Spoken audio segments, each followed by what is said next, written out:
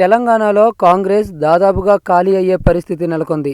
గెలిచిన వాళ్ళంతా వరుసబట్టి టీఆర్ఎస్ పార్టీలో చేరిపోతున్నారు. ఇక రాబోయే రోజుల్లో ఏపీలో కూడా అదే సీన్ రిపీట్ అయ్యే అవకాశం ఉందంటూ కొన్ని కథనాలైతే వినిపిస్తున్నాయి. తెలంగాణలో కాంగ్రెస్ ఖాళీ అయితే ఆంధ్రప్రదేశ్ లో టీడీపీ నేతలు తట్టాబుట్టా సర్దేసుకోవడానికి సిద్ధంగా ఉన్నారంటూ సోషల్ మీడియాలో ప్రచారాలు నడుస్తున్నాయి. అధికారం లేకపోయినా అధికార పక్షం ప్రలోభాల వల విసిరినా వేధింపులకు గురి చేసిన చాలా మంది వైసీపీ ఎమ్మెల్యేలు ఆనాడు జగన్మోహన్ రెడ్డిని అంటిపెట్టుకుని ఉన్నారని, డబ్బు సంచులకు అమ్ముడుపోయిన వాళ్ళు కూడా చివరి దశలో జగన్మోహన్ రెడ్డి వైపే వచ్చారంటే పచ్చ పార్టీ, ఆ పార్టీ నాయకుడి వ్యవహార శైలి అర్థం చేసుకోవచ్చంటూ వార్తలు చలామణి అవుతున్నాయి. అయితే తప్పనిసరి పరిస్థితుల్లో చంద్రబాబు వైపు ఉన్నారే గాని మిగతా వాళ్ళు కూడా ఎప్పుడెప్పుడు ఆ పార్టీని వీడి బయటకు వద్దామా అంటూ గుసగుసలు వినిపిస్తున్నాయి. ఈ ఎన్నికల్లో వైఎస్ఆర్ కాంగ్రెస్ పార్టీ అధికారంలోకి వస్తే ఖచ్చితంగా అదే జరుగుతుందంటూ పలువురి ఆలోచన. ఎమ్మెల్యే పదవులకు రాజీనామా చేయకపోయినా పర్వాలేదు, పార్టీలో చేర్చుకుంటానని జగన్ ఆఫర్ ఇస్తే టీడీపీ దాదాపుగా ఖాళీ అయ్యే పరిస్థితి కనబడుతుందంటూ సోషల్ మీడియాలో ప్రచారం జరుగుతోంది.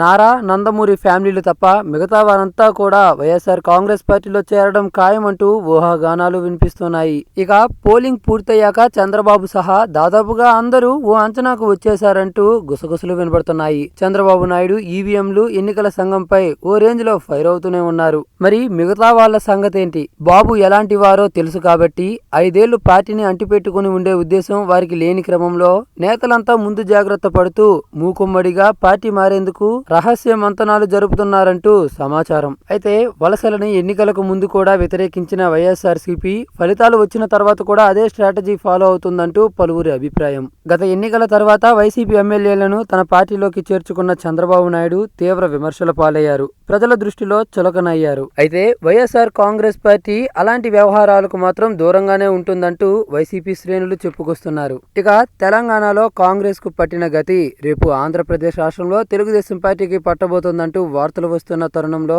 నిజంగా ఏపీలో అటువంటి పరిస్థితులు ఏర్పడతాయా అంటూ పలువురు చర్చలు జరుపుతున్నారు. ఈ వార్తల్లో వాస్తవం ఎంతుందో తెలియదు కానీ ఇదే నిజమైతే మాత్రం ఏపీలో తెలుగుదేశం పార్టీకి కష్టకాలం మొదలవుతుందనే చెప్పుకోవాలి. ఇక దీనిపై మీ అభిప్రాయాన్ని కామెంట్ రూపంలో తెలియజేయండి. ఈ వీడియో మీకు నచ్చినట్లయితే లైక్ చేయండి, అందరికీ రీచ్ అయ్యేలా షేర్ చేయండి. అదేవిధంగా ఎప్పటికప్పుడు ఇటువంటి సరికొత్త రాజకీయ సమాచారాలను మీకు అందించే మా ఎస్క్యూబ్ హంగామా ఛానల్ను సబ్స్క్రైబ్ చేయడం మాత్రం మర్చిపోకండి.